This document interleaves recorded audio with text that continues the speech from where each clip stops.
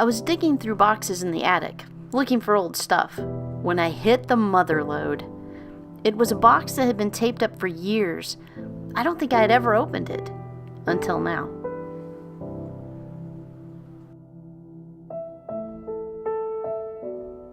Under the creepy baby toys, graduation tassels, and school papers, at the very bottom of the box, I found a letter.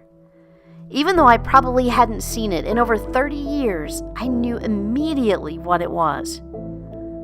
It was a letter that my mom wrote to me when I was in junior high. We were going through a bit of a rough spot.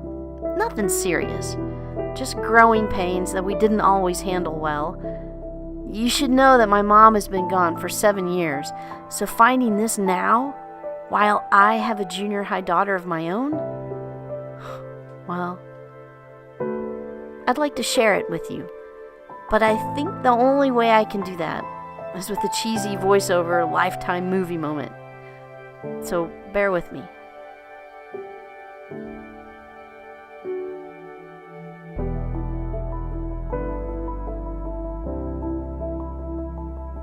Dear Shelley, I've decided to write you a letter to explore quietly some of the problems that make us behave so absurdly. You and I once were, I think, very good friends. Suddenly, all this seems to be changing.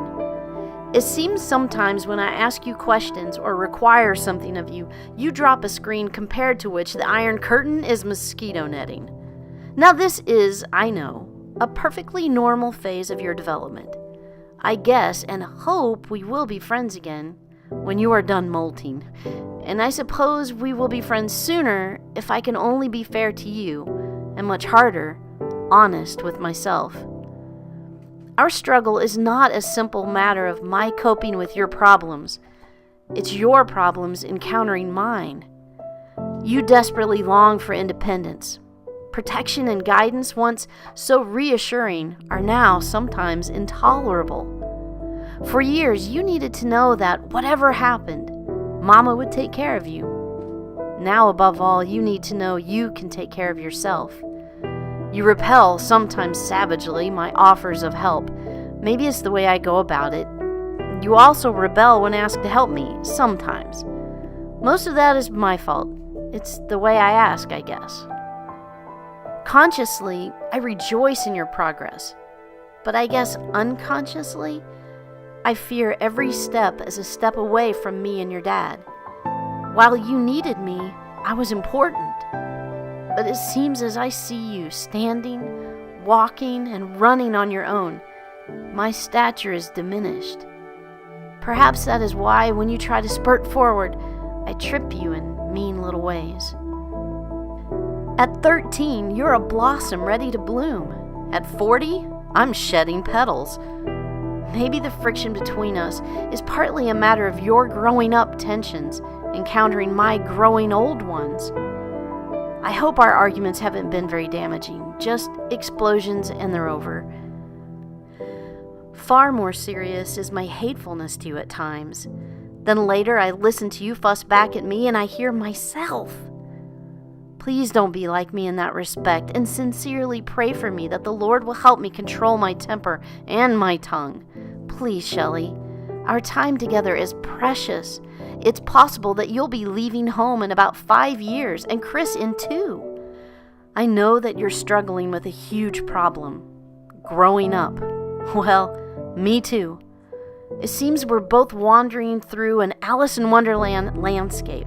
You shooting up, unable to squeeze through the little door, and I'm having a tough time letting go of you. Perhaps in the end, all our differences spring from one simple, explosive fact.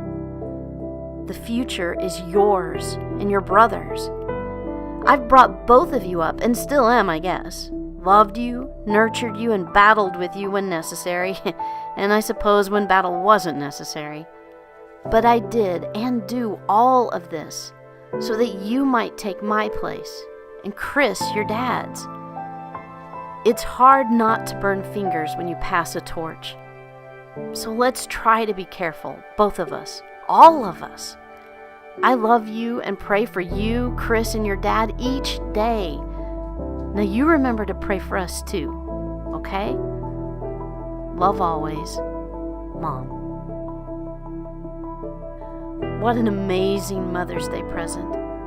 I mean, what are the odds that I find that letter right now when my daughter and I are in the same stage of life?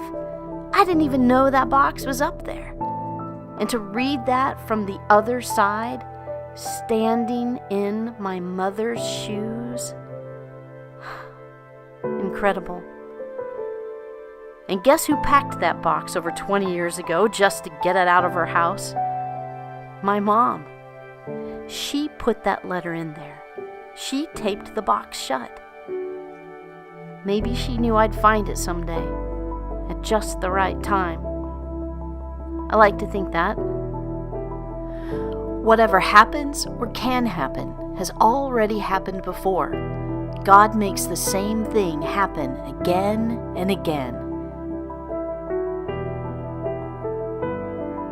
And sometimes, as parents, I think that means we're going to be okay. Happy Mother's Day.